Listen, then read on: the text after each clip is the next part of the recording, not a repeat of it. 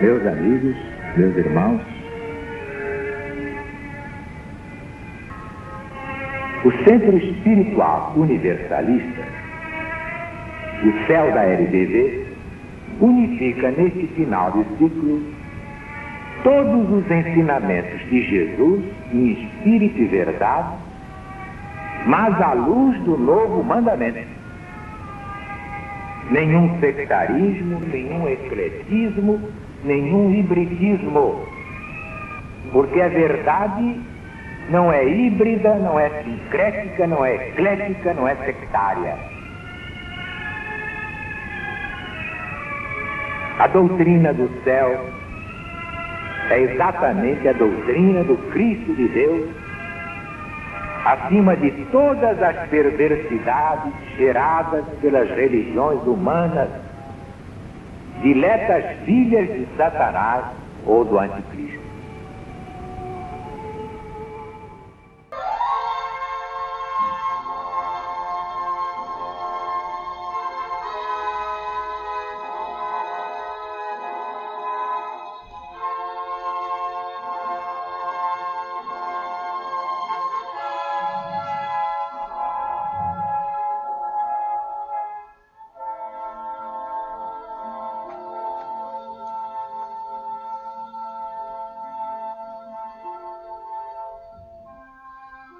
Doutrina do céu, Espírito da verdade. Alziro Zaru responde. A lição de hoje é A Vida de Jesus 4, publicada no jornal Gazeta de Notícias, no dia 29 de março de 1970.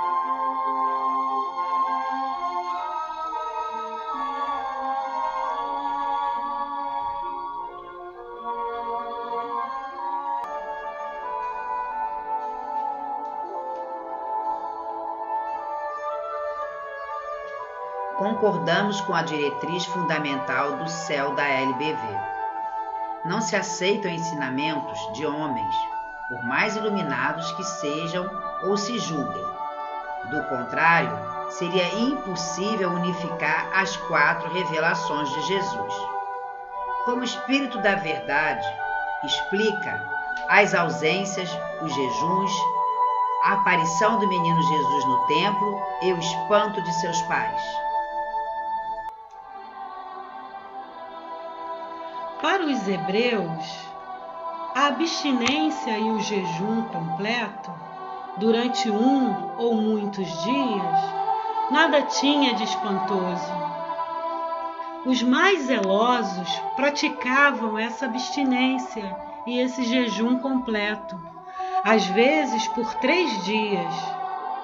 Ora, pesquise cada um de vós as suas reminiscências e achará, dentro ou fora da família, exemplo do que pode fazer a criatura humana ainda em vossos dias, nos quais a alimentação complicada e a frouxidão dos costumes amesquinharam as faculdades vitais. Porque havia de ser isso impossível a homens vigorosos, sóbrios, rijos, desde tenra idade habituados à abstinência e ao jejum? Lembrai-vos não só dos costumes antigos dos hebreus, mas também dos árabes. Tendo em vista a origem espiritual de Jesus, a natureza fluídica do seu corpo, os fatos e circunstâncias relativos ao que a linguagem humana designa por infância do filho de José e Maria, vamos explicar o aparecimento do menino entre os doutores no templo durante os 3 dias que passou em Jerusalém. Jesus foi apresentado no templo pelo irmão de José e pelo próprio José, como um dos descendentes de Davi, segundo a linha da sua parentela e a descendência da sua tribo. Decorridos os dias da festa da Páscoa, José e Maria regressaram, mas Jesus ficou em Jerusalém sem que eles o percebessem, supondo na multidão com alguns dos companheiros de viagem. Caminharam um dia, procurando-o entre os parentes e conhecidos. Não o encontrando, voltaram a Jerusalém.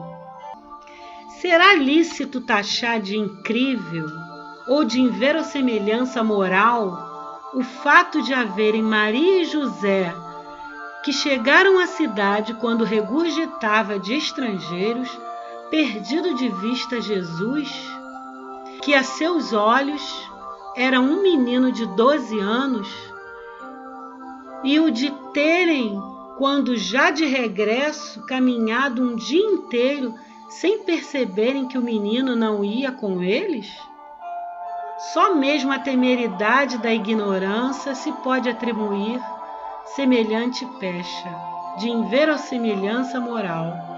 Jesus, já o dissemos, se afizera desde muitos anos a uma existência isenta dos vossos hábitos e relações. Acostumados à sua vida contemplativa e a um tanto selvagem relativamente aos homens, seus pais não exerciam sobre ele a vigilância que exerceis sobre os vossos filhos. Qual a causa da solicitude dos pais para com os filhos? A fraqueza, a inconsequência, a ignorância desses pequenos seres que lhes foram confiados. Mas se admitirdes que reconheçam nos filhos juízo, razão, faculdades incomuns, desenvolvimento moral e espiritual, que os ponham a salvo dos perigos da idade infantil, achareis natural que os pais se abstenham de uma vigilância inútil e, além disso, fatigante para as crianças que são objeto dela.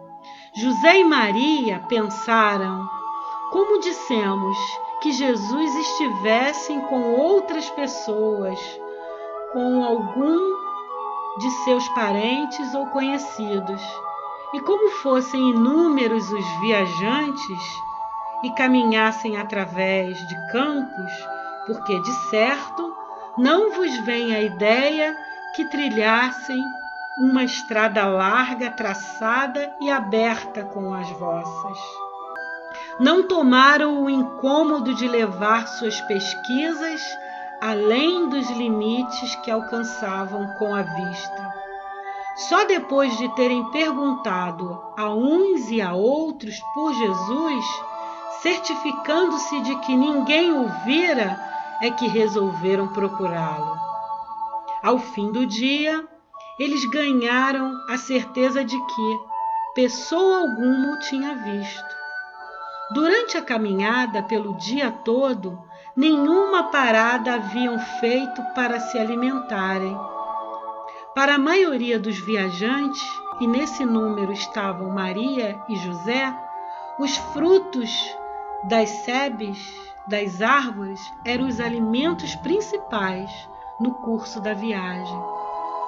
Tendo voltado a Jerusalém, encontraram Jesus no templo, sentado entre os doutores, ouvindo-os e interrogando-os. Ao dar com ele, Maria não lhe perguntou: Meu filho, como viveste sozinho numa cidade onde és estrangeiro e desconhecido? Quem te recebeu à sua mesa para te alimentar? Onde te abrigaste para refazer tuas forças pelo repouso e pelo sono? Nada disso lhe perguntou. Manifestou apenas a inquietação que lhe causara, assim como a José, a ausência do filho que, sem o saberem, é claro, se deixara ficar em Jerusalém, quando, na companhia de ambos, devia regressar a Nazaré. Se Maria não perguntou a Jesus o que dele fora feito naqueles 3 dias, não foi por saber que o seu filho não era formado de matéria igual à dela, mas porque sabia que sua existência se distanciava muito dos hábitos e necessidades da infância. A experiência própria lhe demonstrara isso. Ela o tinha visto praticar abstinência ou jejum completo por 1 ou muitos dias, quando permanecia no seio da família. Ausentar-se-lhes, às vezes, também, por 1 ou muitos dias, sem que nessa alternativa de estada em casa ou de ausência houvesse qualquer coisa de regular e periódico.